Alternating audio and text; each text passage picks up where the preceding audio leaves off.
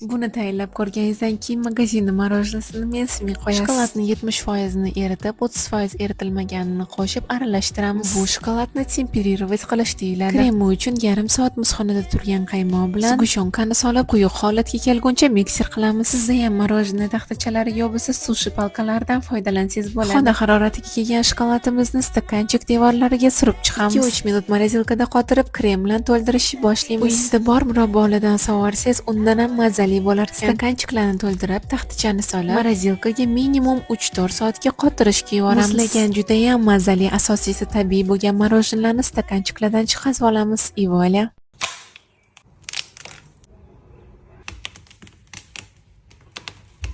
Keyin magazinni morojinisini mensimay qo'yasiz. Shokoladni 70% eritib, 30% eritilmaganini qo'shib aralashtiramiz. Bu shokoladni temperirovat qilish deyiladi. Kremi uchun yarim soat muzxonada turgan qaymoq bilan sgushyonkani solib quyuq holatga kelguncha mikser qilamiz. Sizda ham morojniy taxtachalari yo bo'lsa sushi palkalaridan foydalansangiz bo'ladi. Xona haroratiga kelgan shokoladimizni stakanchik devorlariga surib chiqamiz. 2-3 minut morozilkada qotirib, krem bilan to'ldirishni boshlaymiz. Uyingizda bor murabbolardan sovursangiz, undan ham mazali bo'lar. Stakanchiklarni to'ldirib, taxtachani solib, morozilkaga minimum 3-4 soatga qotirishga yuboramiz. Muzlagan juda ham mazali, asosiysi tabiiy bo'lgan morojinlarni stakanchiklardan chiqarib olamiz. И voila.